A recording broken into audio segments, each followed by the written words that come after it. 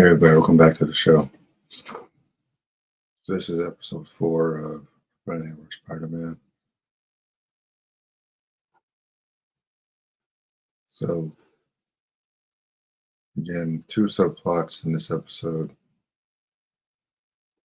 Norman Osborn is giving Peter a bunch of stupid suits because reasons, I guess. And the second subplot, which is surprisingly getting kind of interesting, the Lion Lincoln thing with the gang and whatnot. And again, I can foresee everything that's going to happen with this character.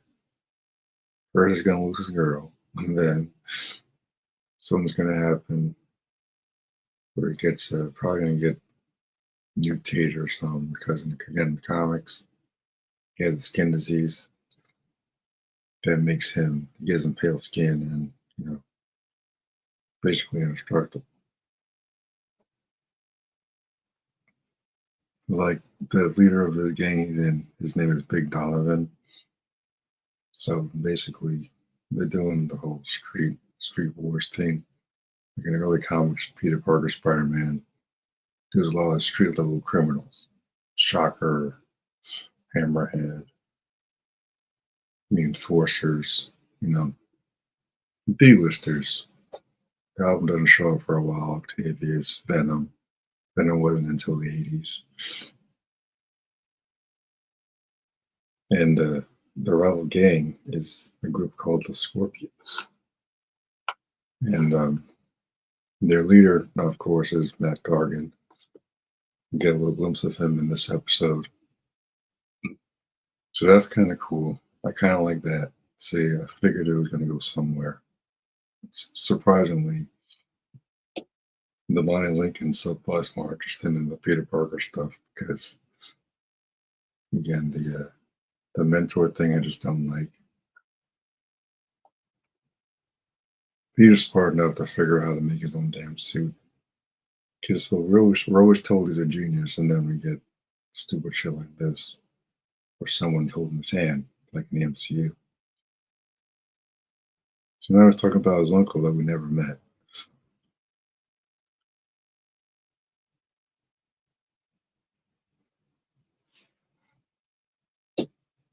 So I'm going through the episode while I'm reviewing it at the same time. It makes it interesting, keeps it more fresh in my head. It's like the biggest problem to me with the MCU Spider-Man. We never got to meet Ben Parker, which means Peter never learned power and responsibility until they gave that line to Aunt May for some reason. Because of reasons, I guess. So I'm going to assume this is the episode where he gets the Future Foundation suit, which, again, Future Foundation suit doesn't happen for years down the line in the comics. Johnny Storm gives him the Future Foundation suit after years of friendship.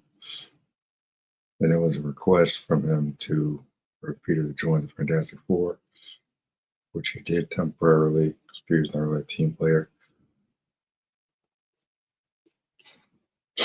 So we joined the Fantastic Four temporarily in the comics at Johnny's request, as Donnie was his last request to his friend Peter.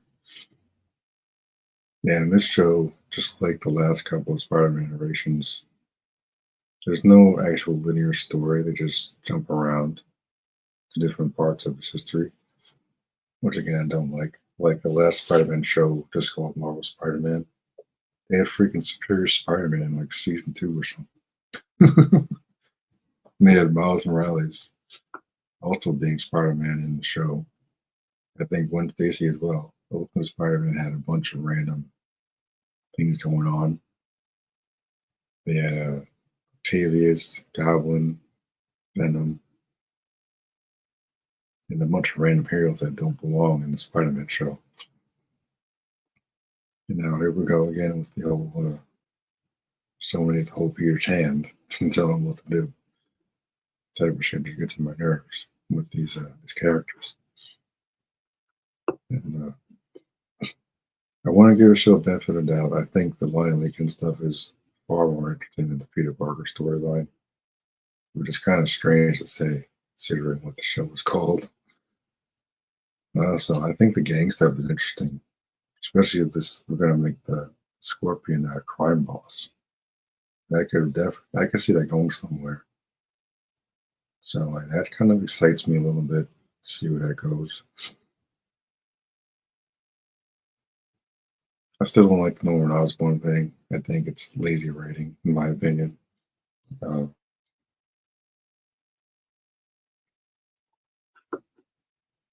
Again, no Ben Parker is a big negative for me. It's like you shouldn't be wearing that mask if we never met Ben Parker and never established a relationship with him. Because in the MCU, Tony Stark replaced Ben Parker, and then Aunt May told him power and responsibility, where she was murdered because Peter was stupid to bring crazy people into a department, thinking none of them would ever snap and go nuts. I know in the comics, Norman Osborn, I think he becomes Iron Patriot or something with Dark Avengers. When they're going to do that, he's wearing a lot of green in this show. So it might be setting off the Beta Goblin. It's going to be interesting to see how that goes. Because once again, this episode once again ties into the Civil War, mentioning the Sokovia Accords. Only this time, Peter's not involved in the Civil War like he was in the movies. Tony didn't really include him in the Sokovia Accords when he was a kid, but still interesting how they keep saying it's not in the MCU, and then they keep making nods to the MCU. So Norman gives him a bunch of stupid suits, and now, much like Tony Stark gave him a new suit for Civil War, this is going to be the Future Foundation suit, which I don't like seeing that this early on. They just give him the classic suit. Why is it so difficult to do? I don't understand. Why we got to keep jumping around to different parts of his history. You just give him the classic suit. It's not complicated. He had the same classic suit since 1963.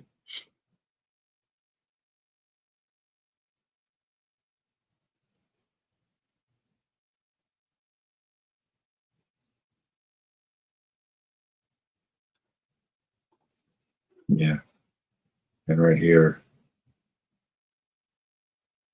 I don't like the way they even designed the Future Foundation suit. Future Foundation is one of our favorite suits from the comics. But man, this looks like a mix of Future Foundation, maybe like the symbiote, the black suit.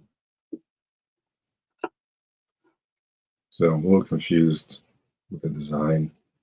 Supposedly this is the same animation department that did X-Men 97, but I don't see it here. I'm not creative about X-Men 97 either. I think that show was kind of a mess, but I'll go into details on that another episode on Monday.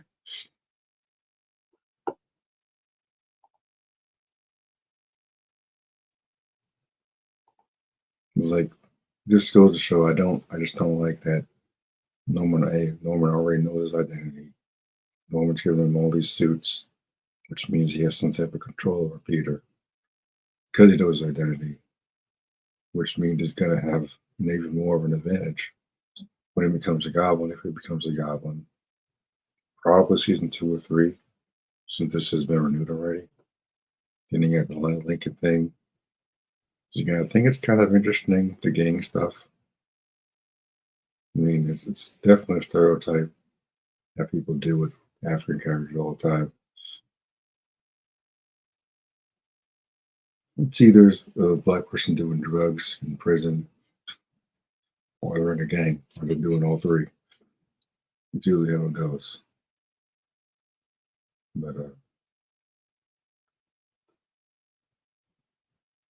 yeah, there it is. I knew it.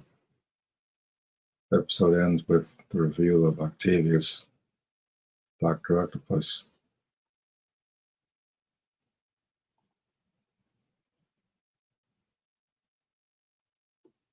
Even I'll say that I don't like the animation for the show, but the characters are pretty accurate to how they're portrayed in comics.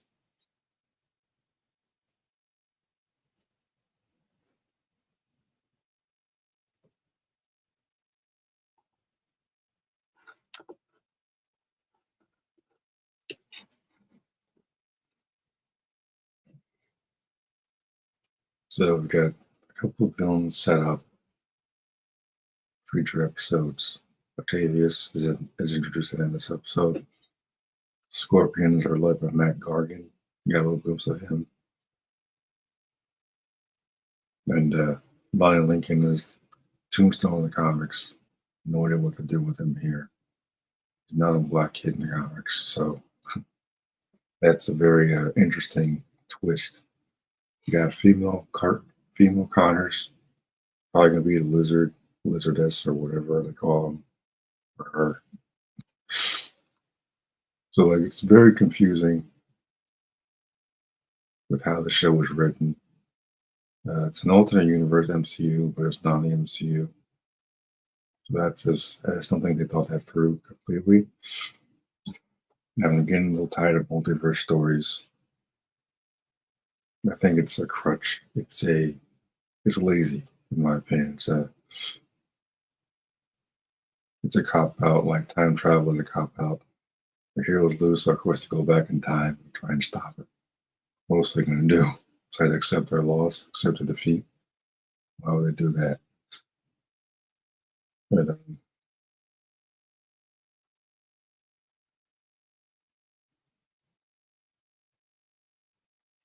I personally just don't like. I don't like the way Peter's characterized in this. I think that's the biggest negative for me, besides Norman Osborn being his mentor. Like Peter looks like Peter. It's fine. It's cool. I don't like not seeing him in a classic suit. They tried to pull it off for comedy. It's not funny. It's stupid. Like, to me in the comics, you don't really see Peter like technically design a suit. I mean, he makes the web shooters, but I guess it's really unknown how he actually made his suit because Peter's never really had any sewing skills. So in that case, it makes sense for someone else to design it for him. Whereas why it was cool when Tony Stark made his new suit, that made sense. But that's why his homemade suit is usually like a sweater and goggles and stuff. Like that makes sense for someone like for a kid to make in his spare time. But it's for like a fully functioning suit. Yeah, it makes sense for someone else to make it. I just don't like that as Norman Osborn. I mean, they did the same thing in the Soundman games where Octavius made his what's it called? The Nance suit, which I never wear in my game. It has an ugly spider on the back of his suit. Yeah. And then he goes crazy and becomes a supervillain. So they're clearly, I'm going to assume they're going to do the same thing here. Because we'll have to wait and see what happens with this series going forward. But the Lion Lincoln stuff has my attention a lot more now than it did previously. Now the Peter Parker stuff is like, it feels like Peter is more of a side character in the show, which is kind of strange. I mean, in the comics, they always have like these meanwhile subplots going on at the same time, so it's not completely out of the ordinary. But I would rather focus more on Peter than some random kid who's going to become a supervillain, maybe down the line. No, when Harry Osborn looks very feminine, he's kind of disgusting. So that's a little creepy and just like, yeah, I don't like that design at all. So hopefully they trim down Harry, quote unquote Harry's screen time in the show because I don't want to look at that. It's gross. Yeah.